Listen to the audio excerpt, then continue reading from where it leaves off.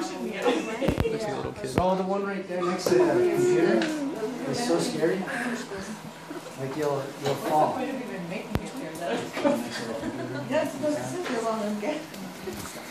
Are you nervous, Michelle?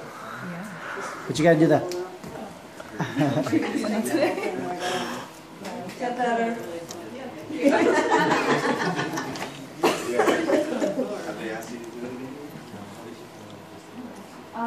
We're going to do the trauma elbow today. So when you do a trauma elbow, there's going to be at least 3 views. I sent out notes for all this, which I didn't send out to really late, so sorry.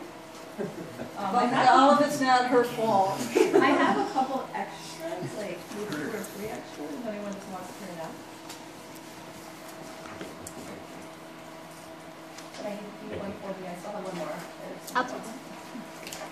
Okay. All right, so you're going to do this if your patient comes in and they can't bend their elbow all the way out. So you wouldn't be able to take a straight view that comes in to see like the opening of the joint.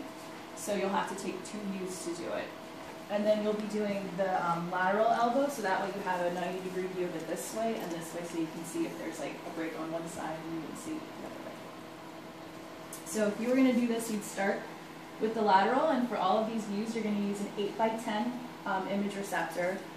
We're using, I think, a 10x12 in here. Because that's all we have. That's all we have, but you can, clearly use one that's a little bit bigger. All of them are going to be at a distance of 40 inches, so you would put your guy up here and measure that out, which I'll probably move when I bring Melissa up here.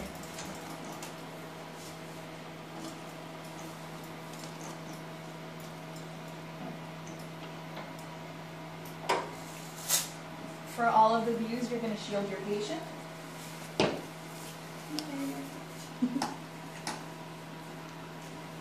Alright, and for all of the views, your collimation is going to be the same. It's going to be 3 inches on either side of your joint, and then it's going to be 1 inch on the outside, like the medial and the lateral.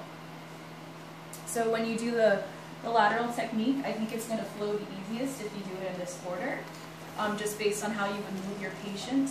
For the 3 of them, you would start with the lateral first, and you would set your KVP to 60, and you would have your mass at 2. So I'm going to move Melissa up here.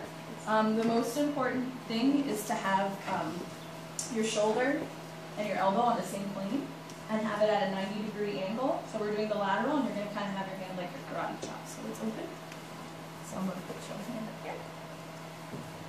And that's still not quite. So I'm going to lift up the table a little bit.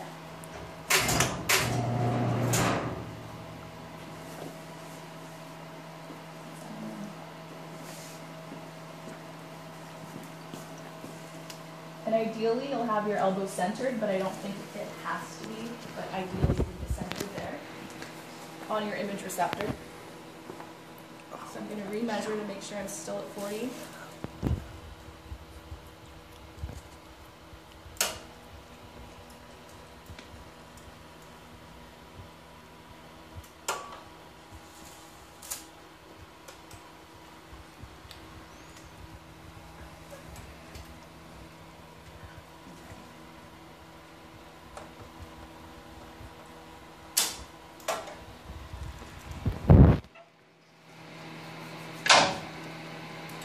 And then you're going to move your central ray, and you're going to have it perpendicular to your elbow joint.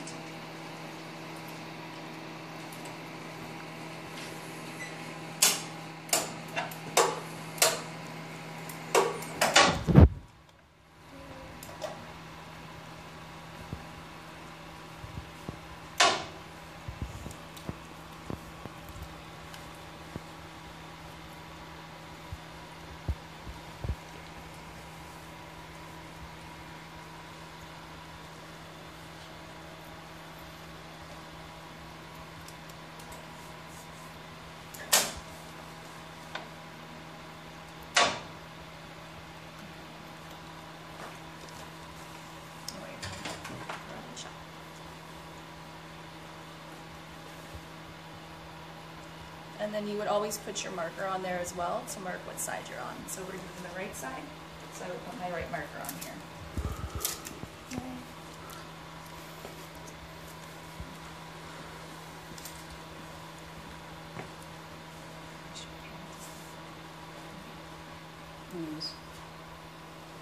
bring it back, just to here, just to put it on a 290. No, I messed up your central, right? Okay. Right there. Yeah, bring, because I messed you up, so you want to just bring your central right back just to here. Yeah. So I moved her positioning, so your positioning, your central right placement before was perfect. It's just I just tweaked tweaked the position a little bit more. So that's how you would do your lateral. And this is if your patient can't move their elbow. So you would do a lateral and a regular elbow as well. But for this one in a trauma, she can't move her elbow open, but she still can move her wrist. So this one we're going to do, the next one would be the distal humerus. So Melissa's going to just rotate her arm up and leave her arm on the same plane. And I'm going to put this sponge behind to kind of elevate it. And she can rest her arm on top of this. And so what we're going to do here is we're going to have the same distance that we'll have 3 inches on either side. We'll have 1 inch on this part. And actually I'm going to turn my image receptor. You would get a new image receptor, you would run it.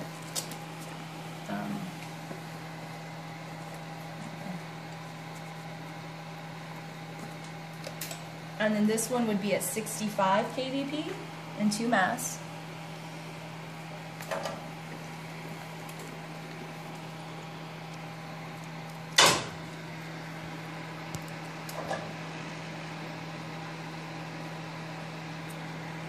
And this one, our central ray, is going to be at the distal end of our humerus. And they said depending on how much the elbow is bent, like if they can't bend it at all and it's like straight up and down, you would actually have to put a slight angle on your tube to get into the joint. But she's bending it a little bit, and some of our patients will be able to bend it a little bit. So this one we can just have it straight up and down. But if there's no bending, you're going to have to bend your tube. Just not bend your tube, but angle your tube just a little bit. Yeah, don't bend. Don't bend the tube, please. I'm not advising that. So again, we want to have about 3 inches on either side, and then 1 inch here. You'll put your marker on again, and you're having this come. I'm actually going to move it just a hair.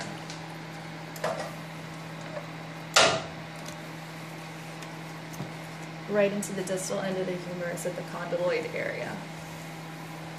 Okay, the one thing you want to be careful of, see how your cassette is, you've got her out at the end. I would bring her to the center, like start her in the center of the pad here, if you're going to use the pad. You know.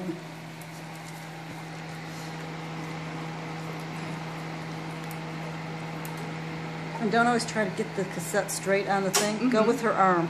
So see, I'm tilting the arm, and then you can tilt the IR to go, or the the collimator to go with the cassette, and then when you display it, it's going to be displayed like she was sitting straight.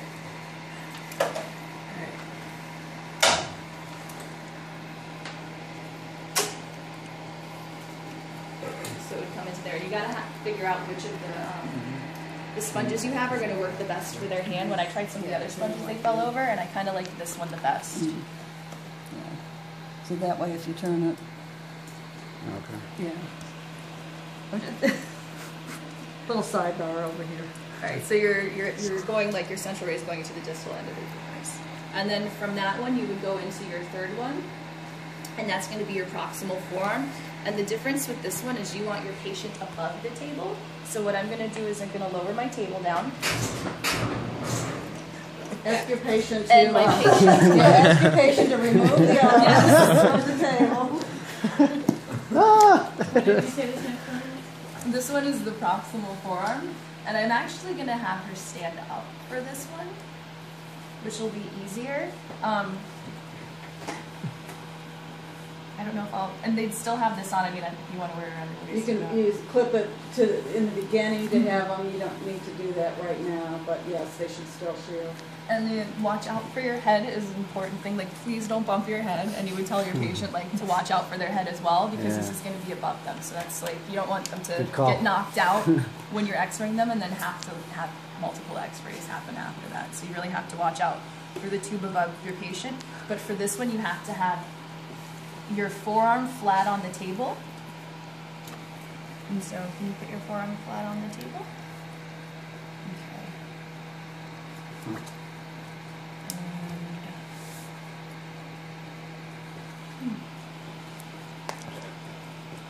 And move, let's see. I'm trying to figure this out right now. Okay.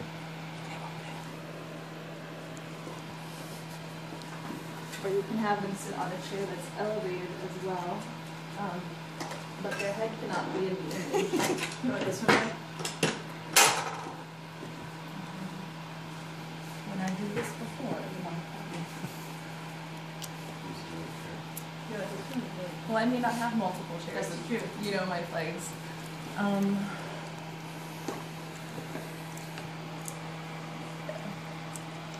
Let's see. There's just a lot of hair. Yeah, I would just ask my patient to like kind of move their head back if they can. So for this one, you'll again position it at the elbow joint.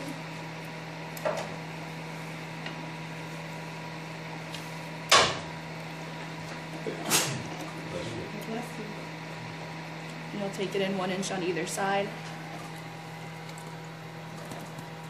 Usually if you're doing this though, you're gonna open it just a little bit more just because. Right, if it was an actual trauma, you'd probably open it up more than 3 inches, but the book had suggested for 3. Oh, I Because if they understand that. broke something, they might have pain in their elbow, but it might be something that's broken above or below it.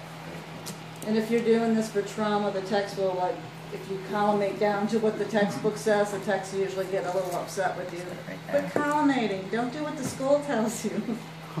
So I'm telling you now, for trauma, it's okay to open it up So more. for the second one, we would open up more. Both too. of, all of All them. of them. Yeah. It's okay to put it up more. And It again, this depends one, if it's trauma. If it's not, if they're just here for arthritis, no. But if it's trauma, yeah. and you're gonna have your hand supinated on this one as well, where it's open, and this is gonna be flat. And then you'll go right into the elbow, and it's about 3 inches on either side is what the book suggests, and 1 inch on the outside.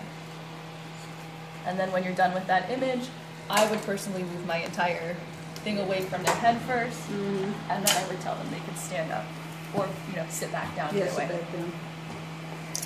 And that is it. What was the what? 65 at 2. So they